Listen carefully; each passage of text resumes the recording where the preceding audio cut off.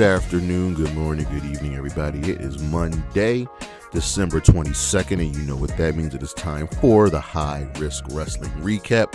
I am your host, Jeremy Pierce. Check out the socials, Charismatic Creations on Facebook and YouTube, Charismatic_Creations52 on Instagram, and of course, the 215 on Twitter. Without further ado, let's get into the news.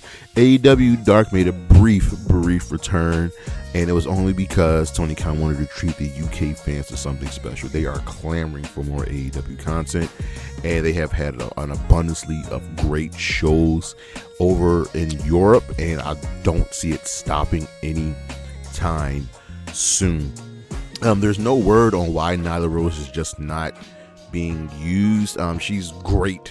She's a great personality. She's very much beloved by the fans. I'm more so, confused as why she's not even being used on Ring of Honor, because she could definitely do great things there. We all want to see Nyla Rose back, and I'm hoping that happens sooner rather than later. Over on the WWE side of things, the Royal Rumble start time in 2026 will be going down 2 p.m. Eastern, ladies and gentlemen. 2 p.m. Eastern, which will be 10 p.m. Saudi Arabia time. That's crazy. That's what happens when you put the Rumble overseas, put a big event like that. So those people won't go home till like 2-3 in the morning. TNA has signed a couple stars to short-term deals ahead of their AMC launch in 2026. Just got to keep these people here for the storylines to continue. A judge has ordered the WWE to turn over their SEC records and the TKO merger lawsuit to make sure things are above board. We will see where that has to. Tessa Blanchard is biting back. She fires back at the quote-unquote clickbait culture over the racism accusations. Remember the whole thing, and it was to do it. Like, Tessa's been her own worst enemy. She has all the talent in the world. She could be at the top of the industry, but she has been her own worst enemy.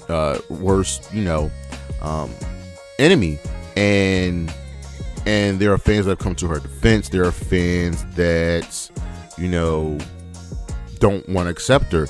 And she has said, and I quote this was on Twitter, "I'm not perfect, made plenty of mistakes in my life. Racism is not one of them, nor has it ever been in my heart. An incident from 10 years ago has continuously gotten twisted into something that race had absolutely nothing to do with because of the social climate.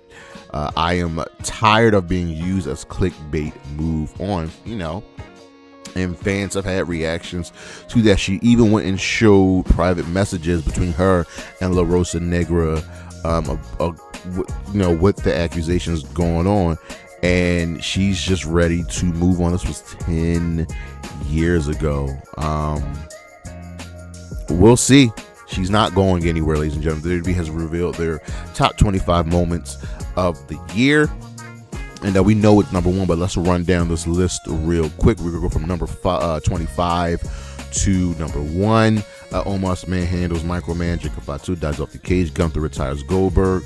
Becky Lynch returns. The Hardys win NXT Tag Team titles. Braun Breaker spears ISHO Speed. Io Sky dives off the cage in War Game. Maxine Dupree becomes Intercontinental Champion. Brock returns. Division turns on Seth. Tiffany Stratton cashes in. Braun Breaker pins CM Punk on War Games. Naomi cashes in. Kevin Owens versus Sami Zayn in the Elimination Chamber match. Liv Morgan returns. The top 10, The Rock and Roman appear on Raw's Netflix debut. Absolutely horrible. Damian Priest launches Finn Balor off the railings through a table. John Cena's farewell. Rhea Ripley reclaims the Women's Championship during the Raw Netflix debut, which I totally forgot about. Seth aligns with Paul Heyman at WrestleMania. AJ Lee returns. Jey Uso beats Gunther at Mania to become world champion. Cena wins number 17. Seth cashes in, and of course number 1 is Cena's heel turn. This list sucks because some things should be much higher and some things should be much, much lower. Danhausen will be close to nearing his AEW exit, which we're all waiting patiently on. It just sucks that he hasn't been using AEW. Tony Khan has been asked about if there's a chance that a women's Continental Classic will come, and he's like, it's like a yes and a no. The men's Continental Classic just works so well during the winter season. It just fits into the schedule, and I get it. don't really have time to do that. So I suggest giving the women their own special tournament. If the men get the Continental Classic, the women should get something in the spring, because during the summer months they share the Owen Hart Cup leading into All In. Just throwing out there, word of advice. Looks like Andrade is finally free and he can work anywhere he wants. That means AEW, TNA, AAA, CMLL, his contract has officially ended. Clearly, he'll be back in AEW as soon as possible. On the injury side of things, and there are a lot, ladies and gentlemen, JD McDonough is taking time off. He's having hand surgery, so he's going to be out for a couple months. RVD has confirmed his in-ring return after breaking both of his heels, which was crazy. We got an update on Ospreay's neck surgery. He's good. He is healthy. He's just training, smiling, working on getting back. He's still going to be out for at least a few more months, maybe even a little bit longer. Penta was pulled from a AAA event. He's dealing with an injury right now, looking to recover as quickly as possible. Jack Perry is also battling injuries, but he's working through it. He's in the Continental Classic. Darby Allin's been given the all clear. He is been cleared to wrestle. I'm assuming he will have a match at World's End. Chuck Taylor underwent neck surgery. He's officially retired. He already injured his ankle. He's got a few more injuries that he's working on healing. The Blade, after almost 2 years away, has returned from spinal surgery to have his first match back, and it's great to see him back. And Bobby Lashley, again, he will be out for a significant amount of time with an undisclosed injury. We don't know what it is, obviously, because it's undisclosed. So he's just going to be out. Looks like we're going to get that Shelton Benjamin push, but that's the news, and we should be right back with the weekend review.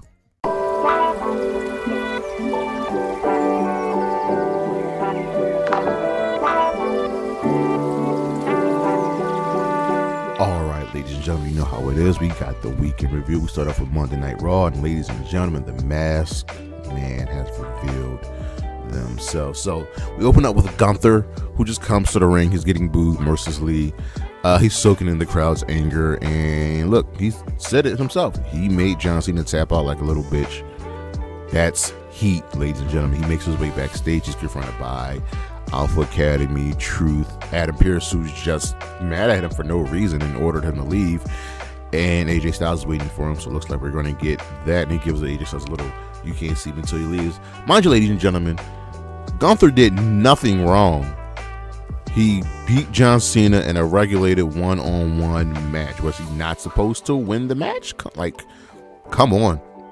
Our opening contest was the Usos versus the New Day. These guys know each other left and right, top to bottom. We just know what they are capable of, and they just went out there and had themselves a standard classic the Usos New Day match, with the Usos ultimately winning here. They went with the 1D. We were backstage, got some ongoing storylines. Logan, the Vision, ladies and gentlemen, discussed CM Punk, the Master Mr. Man, and Breaker warned Heyman that he wanted to attack Punk tonight. And listen, and Paul was like, no, relax.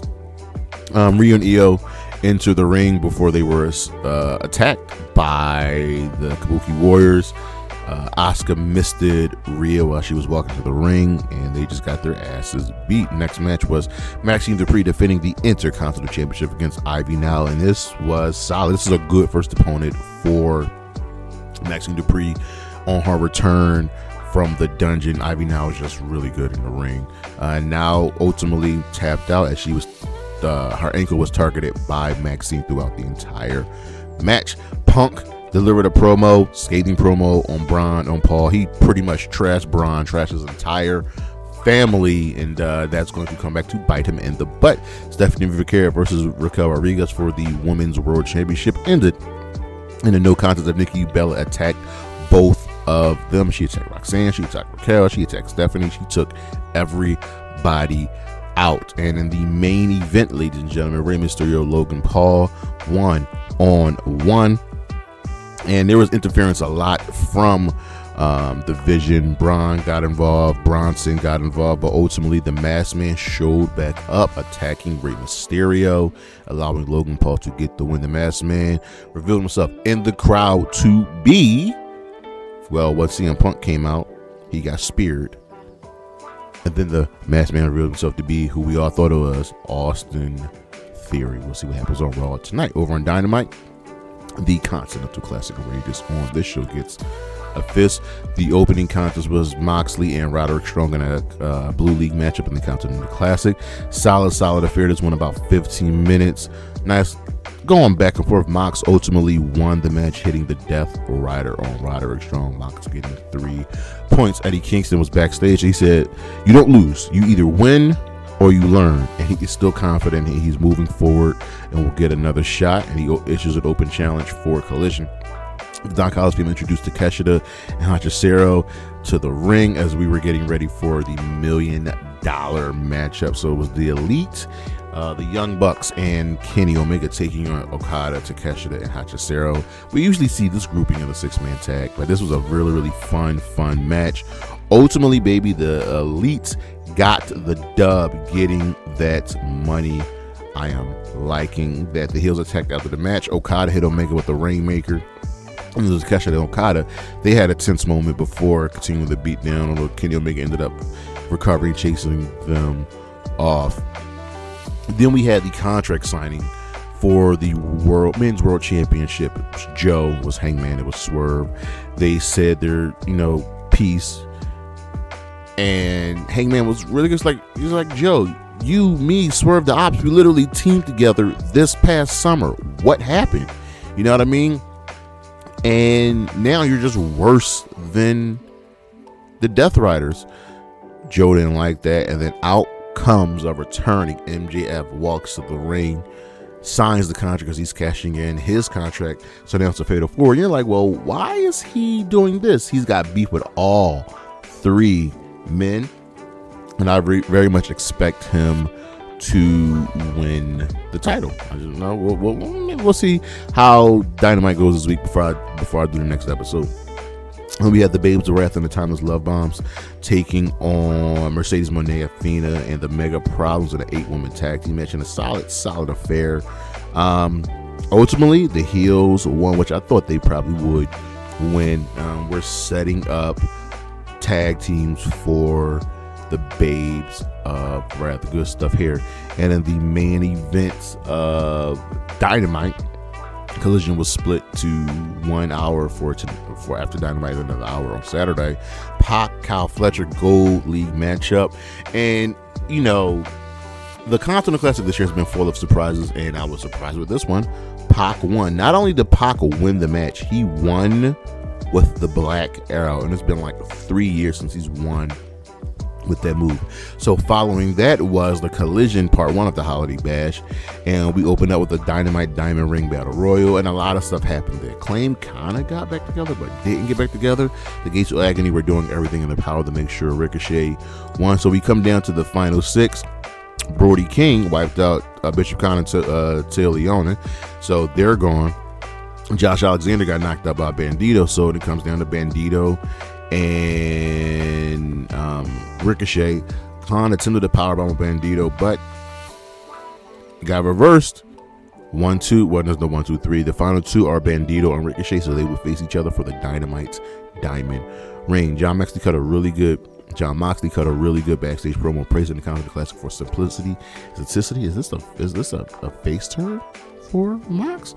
Orange Cassidy versus Mascara Dorada in the Blue League matchup. Ultimately, Orange Cassidy got the W, and he reversed Dorada's final roll up for the pin. Backstage, Lexi Nair interviewed Athena Mercedes, and they are calling out the Babes of Wrath. They want a tag team title shot, and Mercedes is feeling so good she's going to put the Rev Pro title on the line on Collision. Jamie Hayter, I'm not going to say made quick work of Isla Dawn, but it was a solid match. Get Isla Dawn on TV. Waiting for that All Elite graphic for her. After the match, they shook hands, respect between them. The Sisters Ascendant attack. Thekla joined in, and Chris made the save, and Hayter accidentally clotheslined Stat, and she was like, well, whatever.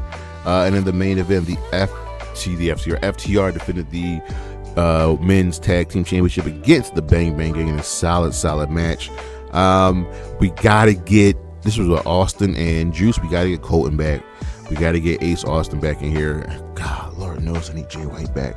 Need the Bang Bang Gang in full power by the solid match. The Bang Bang Gang thought they won the match, but it was all for naught. Ultimately, FTR retained the tag team titles over on Collision. The other half of Collision that aired on Saturday, a bunch of shockers. So Jack Perry took on Speedball in a Gold League match. This was the first match on the show, and Jack won. He won, hit the side under back suplex, and scored the surprise pin. This is what the Blue League, the Gold League. The Gold League is getting crazy. Luchasaurus came out to the ring wearing a Santa hat and was giving out toys and stuff to the crowd. Then we had Eddie Kingston in a solid match. He took on Nathan Cruz, who's really popular overseas. Eddie got the win. You win and you learn. Mercedes Moné defended the Rev Pro Undisputed British Women's Championship. It was an open challenge. It was answered by none other than Alex Windsor, who has a good history in Rev Pro, who lives in England while also coming in as a part of AEW. And of course, Alex Windsor won. This is a good start. We see the downfall coming. Mercedes is going to get a couple wins here and there, but it also makes sense to put the title on Alex Windsor because she's already in the UK and she could defend it more. And she lives there. She celebrated with her son in the main event. Another shocker, ladies and gentlemen. Another shocker. Kevin Knight, Kazuchika Okada, Gold League match, Continental Classic. Man, solid match, but I can see more from these two. Knight got the win with an inside cradle. Okada was shocked. Mike Bailey, Kevin Knight's partner, came down and celebrated with him. Over on Impact, we got the War with NXT. This show gets a fifth, so we had a number one contenders battle royal, I believe, for the World Championship, the Men's World Championship, and this was ultimately won by Bear Bronson. Yeah, that Bear Bronson. Also involved in the match were Rich Swann, Ryan Nemeth, AJ Francis, Jake Something, Mance Warner, Eric Young, Moose, Cedric Alexander. It was a good showing. Then we were backstage with Team TNA. They were cutting a promo. Santana, Macklin, Jeff Hardy, Matt Hardy are going to delete Team NXT. Let's see where it goes. We got the injury report where Cardona, Danny Luna, Indy Hartwell, Rich Swann, they all have an injury of some sort. Tom Effin announced that Mike Santana will be on the cover of PWI, which is really good. Gia Miller interviewed Bear Bronson. He said he felt validated, and he's going to make the pain worth it, becoming the new TNA champion. The Angel Warriors took on Tessa Blanchard and Mila Moore. The Angel Warriors ultimately got the win. There's a lot of chicanery involved here, but I like the teaming of Mila Moore, putting her with Tessa Blanchard, and it's good to get the Angel Warriors a win here. It's not over between these two teams. Danny Luna was watching backstage, and she referenced our dog collar match from last week. Said she earned a title shot, and she's going to challenge Lei Ying Lee. Gia Miller interviewed the Angel Warriors, and Lei Ying accepted the challenge for whatever the next event is. I forget what it is. I think it's Genesis. Elijah was throwing a concert, and he was, playing a song. He was interrupted by Tasha Steelz. Ali joined. The rest of the squad joined, and Ali smashed the guitar over Elijah's back, and he took him down. All right. Moose wants a shot at the X Division Championship. Leon Slater says whatever, and Cedric wants a shot too, so we'll see where it goes with these two men. And the main event was the 5-on-5 steel cage match, Team TNA versus Team NXT. Team TNA was Mike Santana, Steve Macklin, the Hardys, and Santino Marella. On the NXT side of things was Brooke Jensen, Lexus King, Tyson DuPont, Tyreek Igwe, and Stax.